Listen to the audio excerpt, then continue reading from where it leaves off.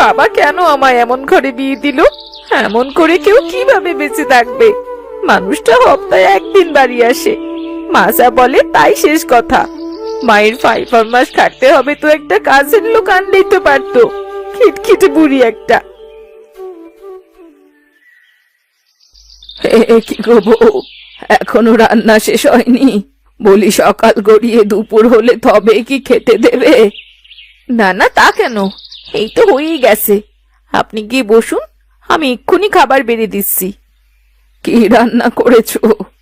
ফুলকপির তরকারি আর ভাত। ইস, শীতের সকালে তরকারি দিয়ে ভাত? বলি বাপের ঘরে কিছু শেখোনি? যাও, ঘরের পেছন থেকে কটা বেগুন নিয়ে এসো, আর তাড়াতাড়ি বেগুন ভর্তা করে আমায় খাবার খেতে দাও। আচ্ছা ঠিক আছে মা।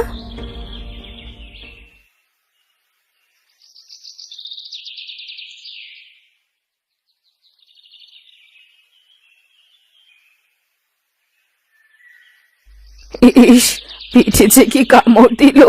বউ, ও বউ, আমার পিঠটা চুলকে দাও তো। আমায় এত অবহেলা!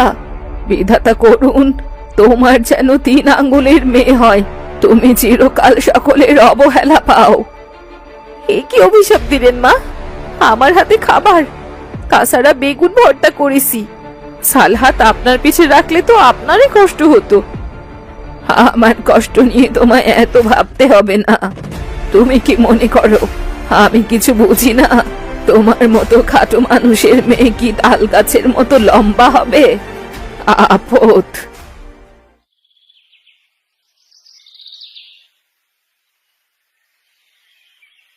সকাল সকাল কি পুকুরে জল কমে গেল নাকি?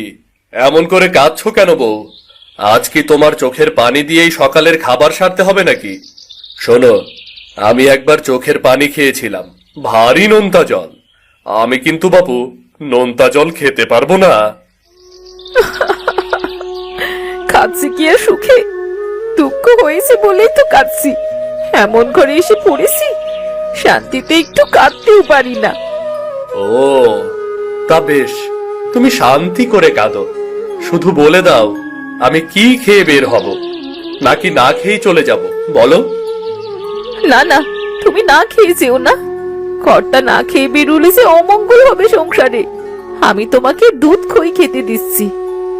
দুধ খই? তা বেশ, তা বললে না তো তুমি কাঁদছো কেন? তুমি কাঁদলে আমারও কান্না পায়। আমার মন তো বড্ড সরল, কারো দুঃখ আমি মোটেও দেখতে পারি না।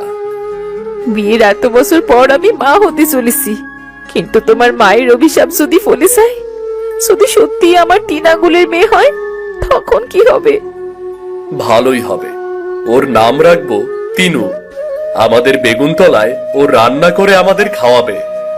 সবকিছু কি এত সহজ? অযথা জটিল করে কি হবে?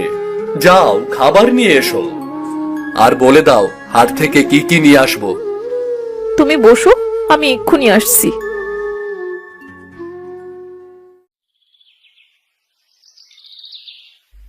মা, ও মা, মা গো, মা তুমি কাঁদছো কেন? তুই কোথায় ছিলি তিনু? আর যাবো কোথায়? আমাদের বাড়ির সামনে কি যেন একটা বড় পাথর রেখে গিয়েছিল। সবার তো আসা যাওয়া করতে কষ্ট হয় বলো মা, আমি ঠেলে সেটা দূরে সরিয়ে দিয়ে এলাম। কেন যে এত কাজ করতে চাস? নিজের খেয়াল তো রাখবি। ঘেমে নিয়ে একসার হয়ে গেছিস, খেতে হবে তো নাকি? মা, সবাই আমাকে অবহেলা করে, কিন্তু তুমি আমাকে কেন ভালোবাসো মা? বিয়ের পর সবাই আমাকে কত কথা বলতো, আমার কোল খালি ছিল, অপয়া বলতেও কেউ ছাড়তো না। অথচ তোর ঠাকুরমার তুই অভিশাপ হয়ে এলি। অভিশাপ ফুললেও তুই তো আমার সন্তান, আমার মেয়ে। আমার কোনো দুঃখ নেই রে মা। তুমি খুব ভালো মা, আমি চিরকাল তোমার মেয়ে হয়েই থাকতে চাই। তা বললে কি আর হয়? মেয়েদের আসল ঘর হলো শ্বশুর বাড়ি, তোকেও তো সেখানেই যেতে হবে। তোমার এই মেয়েকে কে বিয়ে করবে শুনি? বিধাতা সবাইকে জোড়া মিলিয়ে পাঠিয়েছে। না গো মা, সবকিছুর জোর হয় না। এসব কথা থাক না গো মা। যারা আমাকে উচ্চতা নিয়ে বিচার করে, তাদের থেকে না হয় দূরেই থাকলাম। তুই এসব ভাবিস না তিনু, তোর মা এখনো বেঁচে আছে। তোর খুব ভালো ঘরে বিয়ে হবে, তুই দেখিস এটা।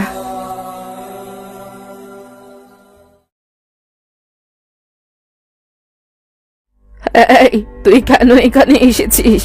জানিস না তোকে দেখলে আমার গাড়ি করে। যা, ভাগ ভাগ এখান থেকে। তুমি এমন করছো কেন ঠাকুমা? সকলে তার দিদিমা ঠাকুমার কাছে কত আদর পায়, কত গল্প করে, তুমি সব সময় আমায় কেন দূরে রাখো? যা যা বলছি, তুই আমার জাতের কলঙ্ক। কোন পাপে যে তোর জন্ম তা কি জানি। যা এখান থেকে যা, একদম কাছে আসবি না। একই বাড়িতেই তো থাকি, কেন আসবো না বলো তো? তুমি কি আমার পর?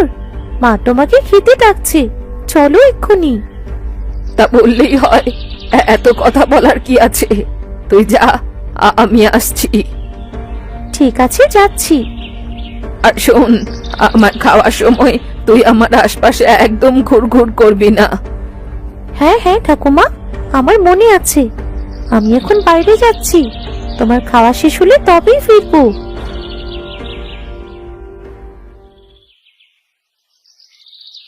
তুমিও বসো না, কতদিন একসাথে খাবার খাই না আমরা।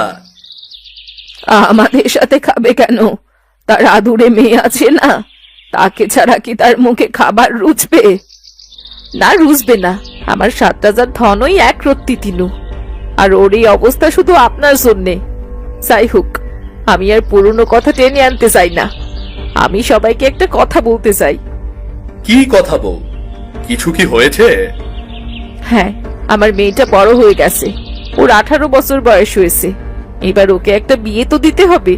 তাই আমি চাই তুমি ঘটকের সাথে কথা বলো।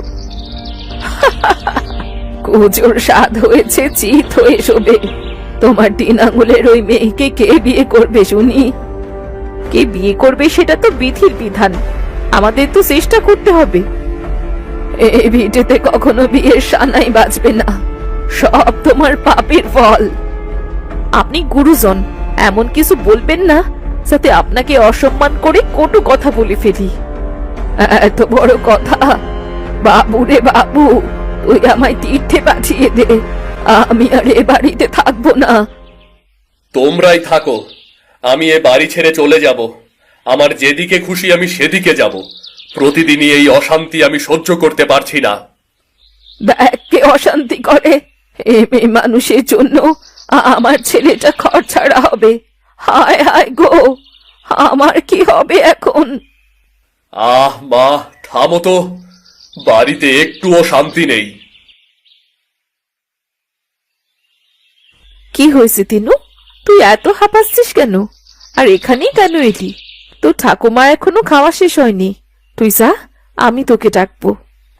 কোথাও যাবে না আমার মেয়ে। তিনুমা, আয়, বস এখানে। আমি তোমার কাছেই এলাম বাবা। কি হয়েছে তিনুমা? বাবা, তুমি এক্ষুনি মোড়ল কাকার বাড়িতে যাও, বাঁধে ফাটল ধরেছে। যে কোনো সময় বাঁধ ভেঙে পুরো গ্রাম পানিতে তলিয়ে যাবে। আমি নিজের চোখে দেখে এলাম। বলিস কি রে মা? তাহলে তো ভারী বিপদ। আমি এক্ষুনি গিয়ে সব বলে আসি। তুই আর তোর মা খেয়ে নিস, কেমন? ঠিক আছে বাবা। হাতি ঘোড়া গেল তল, মশা বলে কত জল। তোর কাছে ওই পিঁপড়ের গর্ত গুহার মতো। তুই কেন তোর বাবাকে পাঠালি? আরে ছেলেটা আমার দুটো পেট পুড়ে খেতেও পারলো না। সব সময় আমার মেয়েকে অমন করে বলবেন না মা। আমার তুই একটাই সন্তান, আমার বুকে এসে বাঁধে। মরে যাই মরে যাই, কত সোহাগী মেয়ে রে বাবা।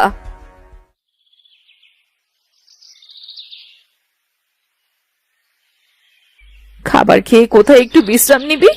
তা নয়, এসেছিস বেগুন গাছটার যত্ন নিতে। নিজের খেয়াল রাখবি কবে তিনু? মা, বাবা ফেরেনি এখনো? হয়তো তোর বাবা। কি গো, শুকনো মুখে ফিরে এলেছে? আর বলো না তিনুর মা, মোড়ল মশাই কিছুতেই আমার কথা বিশ্বাস করলেন না, বরং আমাকে অনেক কথা শোনালেন। কি বলে জানো? বলল আমার মেয়ে বেগুনতলায় হাট বসাতে পারে, তার কাছে একটু ফাটলও বড় মনে হবে। তাই বলে নিজের চোখে দেখে যাচাই করে নেবেন না? উনি তো মোড়ল, তার বিচক্ষণ হওয়া উচিত। কাউকে এমন কটু কথা সে কি করে বলতে পারে? বাবা চলো, তুমি আর আমি মিলে বাদে ফাটল সারানোর ব্যবস্থা করে আসি, নয়তো বড় বিপদ হবে। না, তোমরা কোথাও যাবে না। মোড়ল হয়ে যদি ওনার খেয়াল না থাকে, তবে তোমাদেরও মাথা ব্যথা করে কাজ নেই। চলো ঘরে চলো।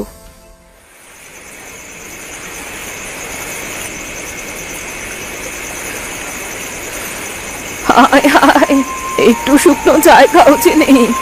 আমরা এবার সকলে কোথায় গিয়ে দাঁড়াবো? এমন করে না খেয়ে থাকলে তো দুদিনেই মরে যাব। এখন কেন এমন কথা বলছেন? যখন আমার মেয়ে বলছিল, তখন তো তাকে কত কি শোনালেন। এখন থাকুন, সকলে পানি বন্দী হয়ে থাকুন। সবই পাপের ফল। একজনের কর্মদোষে সকলকেই ভুগতে হচ্ছে। আহ মা, থামো তো। পেটে খাবার নেই, তবুও তোমরা ঝগড়া করছো। চারদিকে তাকিয়ে দেখো, কোথাও কেউ ভালো নেই।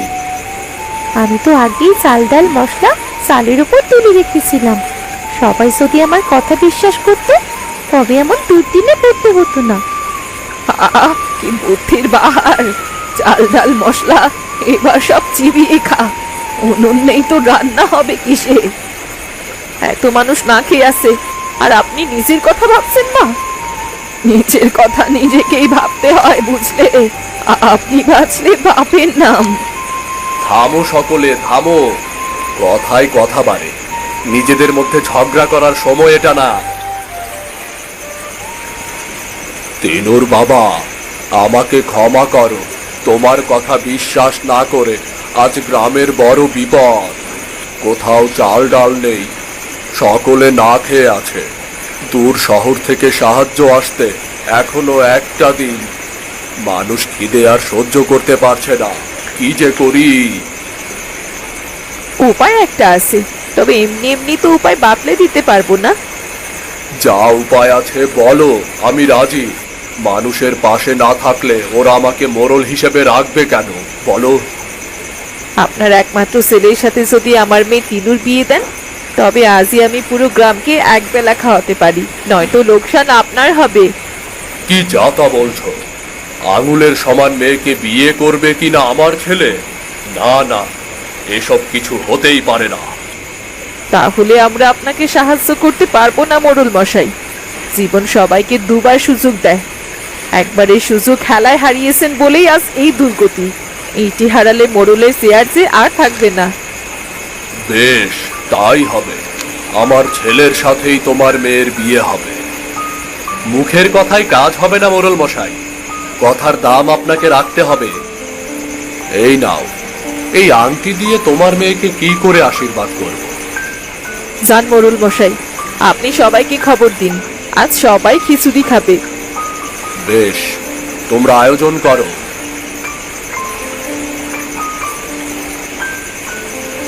মা, এসব কি করছো তুমি? যা করেছি সব তোর ভালোর জন্যই করেছি। 10 গ্রামে মোড়লের ছেলের চেয়ে যোগ্য পাত্র আর নেই। কিন্তু খিচুড়ি, তার কি হবে? কোথায় রান্না করবি? ওদিকে তাকিয়ে দেখ তিনু, ছাইয়ের গাদার ওপর বেগুন তলায় এখনো পানি পৌঁছায়নি। জামা, তোর বিয়ের ভোজ তুই রান্না কর।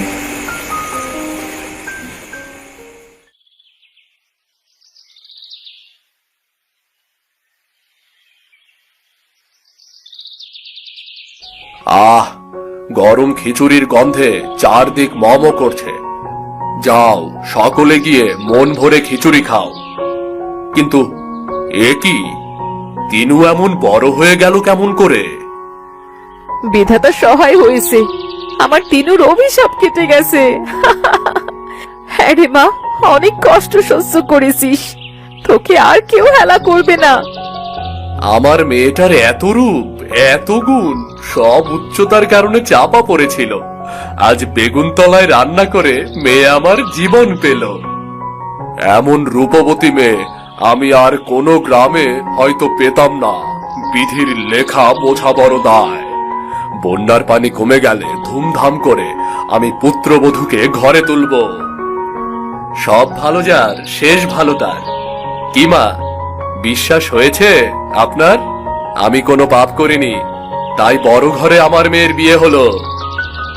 আমাকে ক্ষমা করো বউ, সেদিন তোমার সত্যিই দোষ ছিল না, কিন্তু আমার রাগের কারণে এতদিন তোমরা মা মেয়েকে অনেক ভোগান্তি পোহাতে হয়েছে। পুরনো কথা মনে রাখার দরকার নেই মা, চলুন নতুন করে আবার শুরু করি। তিনু বুবু, আয় তো আমার কাছে আয়। এমন রূপ কতদিন আড়ালে চাপা পড়েছিল। আয় বুবু, আয়, তোকে মন ভরে দেখি। ঠাকুমা, সত্যি এসব হচ্ছে? আমার যেন স্বপ্ন মনে হচ্ছে গো। সব সত্যি রে পোড়ামুখী, আয় কাছে আয়। বাহ, পানিও কমতে শুরু করেছে, কি মজা! আরে তাই তো, চলো আজকের মতো সকলে ঘরে ফিরে যাই। চলো চলো, আবার দেখা হবে।